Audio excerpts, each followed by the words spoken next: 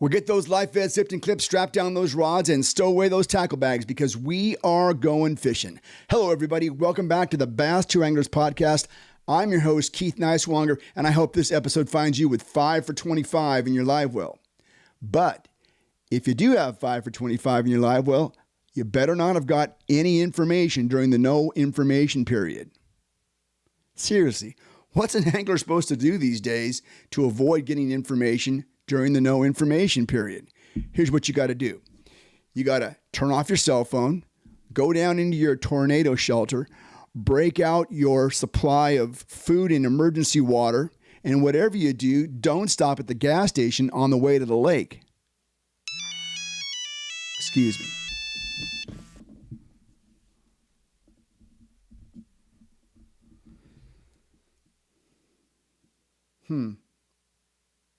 Seems my brother got on a really good crankbait bite today up at the lake. Oh, no. We got a big club tournament up at the lake this weekend, and I just got information illegally.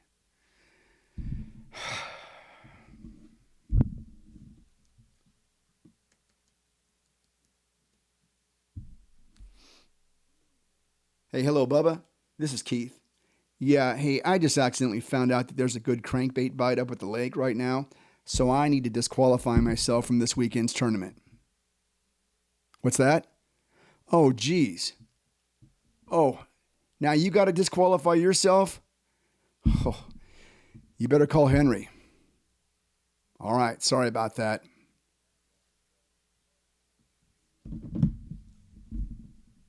Too soon? Camus Boats, from the mind of Earl Bentz. Excellence, tradition, and service, all part of the Camus advantage. On the water perfection. This is your next boat. Build your next boat at camusboats.com. Ducket Fishing, pro-driven rods, reels, and baits. The choice of champions. Check out ducketfishing.com to see what everybody's talking about. Ducket Fishing, pro-driven. In this episode, we're going to celebrate Gary Klein. For those of you that don't know, Gary Klein is quite the icon in the history of professional bass fishing. He was inducted into the Hall of Fame in 2018. He's fished over 500 tour-level tournaments in his 40-plus year career. He's qualified for an astounding 30 Bassmaster Classics. He's also qualified for 6 FLW Tour Championships. He has 2 BASS Angler of the Year titles. He's a former U.S. Open winner, and he's also co-founded Major League Fishing along with Boyd Duckett. I've had numerous conversations over the years with Gary, and I always find him to be a wealth of great information, and he's always got great stories from the past. Quite the bass fishing historian. Consider this. Gary Klein single-handedly is responsible for opening the bass fishing world's eyes to ultra shallow water fishing. Without Gary, we might not have crashed through the sticks, flipped into toolies, punched through duckweed. That ultra shallow fishing is credited directly to Gary Klein's influence on the BASS tour. You might skeptically roll your eyes when I say that, but before Gary brought flippin to the East, bass fishermen sat in their boats. I said that. They sat in their boats. They casted their lures up to the edge of cover and retrieved them back to the boat. The cover back in those days was nothing but tangles and nothing but a nuisance if you threw your spinnerbait up in the brush and got it tangled. So bass fishing was literally cast to the cover and retrieve it back. Because of Gary, we learned to crash up into the cover and to attack those fish that were hiding under the mats of grass and the banks of tules and so on. Don't get me wrong, Gary Klein had help. Under the mentorship of D. Thomas, the young Gary Klein honed his skills in Northern California. That's right, I said it, Northern California, Alabama. The flippin' story is one that needs to be told every so often because it's a really important part of our history in this sport. It is the foundation of many bass fishing iconic careers. Denny Brower, Hank Parker, Tommy Biffle, even Randy Blockett owe Gary Klein a debt of gratitude because he discovered the abundance of good fish that were up on the banks under the cover. So here's an excerpt from a conversation that Gary and I had back a couple of years ago about the history of flipping. I think you're going to enjoy this. Presented to me. But again, though, we're talking about in the early 70s. It was 73 when D won that first event. I was a sophomore in high school.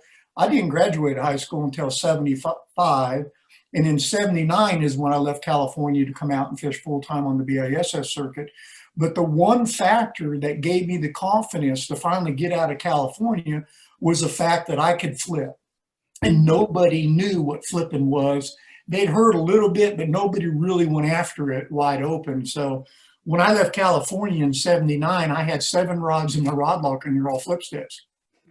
And, that's all I did was flip in practice and flip during the tournament. And, I had a very fun first year. It was very intriguing. And had I had better equipment, I would have won Angler of the Year hands down.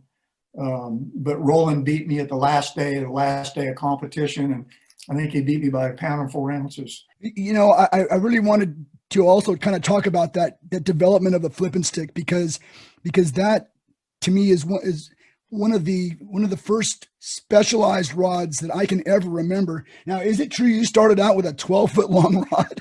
That's correct. Yeah, the first rod that D ever put in my hand was a single piece. It was a saltwater blank with no fishing reel on it, and we just had braid Dacron basically spliced with monofilament.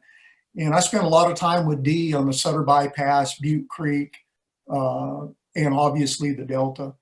And we had no trolling motor. D used a paddle in his aluminum boat, and we had a lot of memorable times. Now, as they do, a lot of anglers complained about this 12-foot rods, and so there had to be. They had to figure out a length that everybody could live with, I guess. Is that right? Well, that's actually how the actual flipping technique was developed. What happened is that D was an angler that fished the Delta all the time with a long rod. Tule dipping is what they call it. And D was very good at it. So D was actually invited to start fishing some of the team tournaments that we had that were just upstarted. And when he did, he started winning them. He won just about every one he fished. But the reason why D was able to win those events is as bass fishing evolved, in the 70s, everybody sat down, everybody casted overhand. And by just that lure presentation by itself, basically left all them shallow water fishing heavy cover wide open. They were unmolested. And D was using a long rod to catch the fish.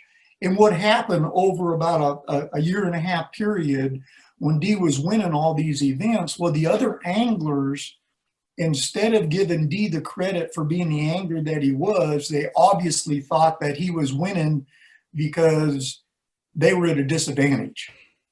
So basically what happened is that they had a newly formed tournament committee that showed up at his hotel door the night before a tournament and basically told D that they outlawed a 12-foot rod.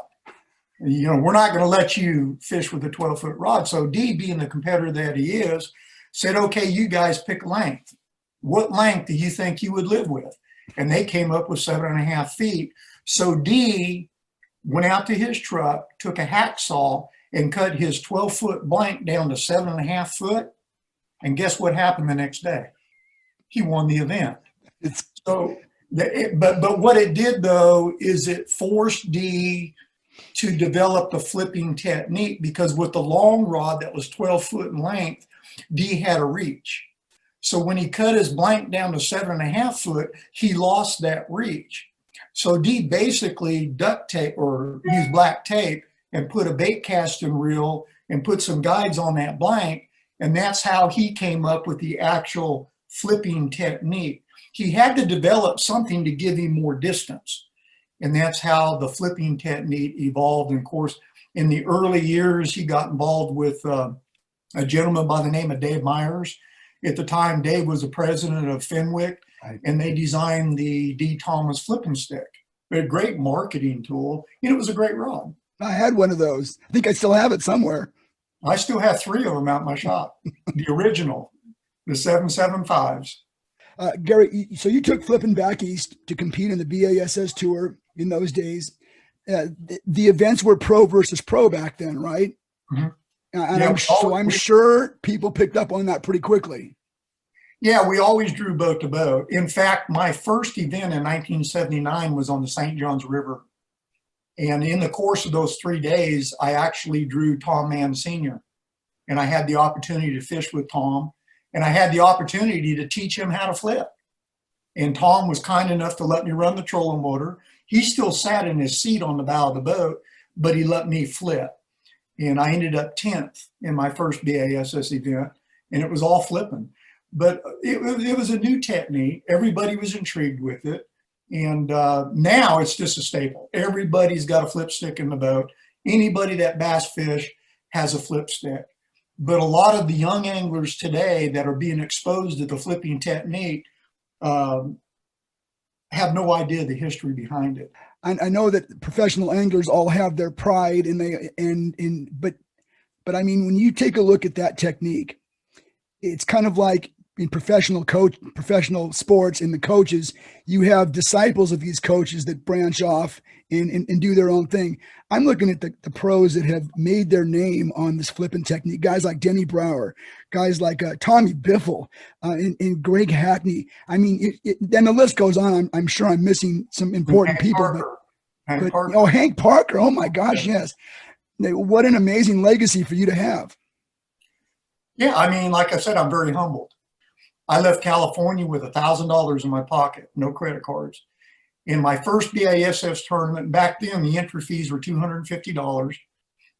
First place was $10,000, and we fished 6 events. So when I left in '79, not only was I fishing BASS, I was still fishing Western bass and NorCal bass and everything else that I could get my hands on. But my second BASS event was on Lake Powell. And I figured that I'd already prepaid 2 entry fees. By the time I got to Lake Powell, if I was broke and it wasn't going to work out for me, I was only about 11 hours up and over the mountains to go back to Northern California. But I kind of goofed that up, and I was fortunate enough I won Lake Powell. So I won my second BASS tournament that I ever fished. That's good stories. So speaking of stories, you mentioned Tom Mann Sr. Anybody else in those first couple of events that you fished with that just became an absolute believer in the technique? Well, I think just about everybody that I fished with did. Yeah. Shorty Evans, who has since passed away, Shorty Evans fished BASS from the early years. Shorty was my final day partner at Lake Powell. So he actually got to watch that technique, really, really shine up there. But so many anglers that I've drawn over my career when we used to always draw boat to boat, where they actually got to see it firsthand, were truly amazed. But these anglers are good.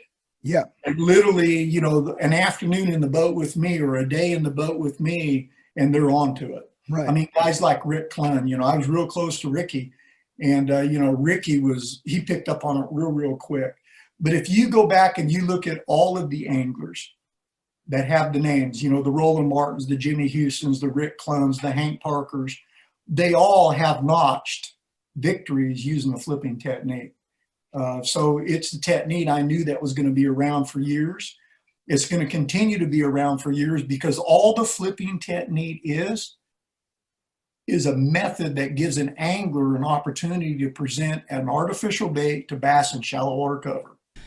I'm Keith Neiswanger. This is the Bass Tour Anglers podcast. Please remember to like and subscribe.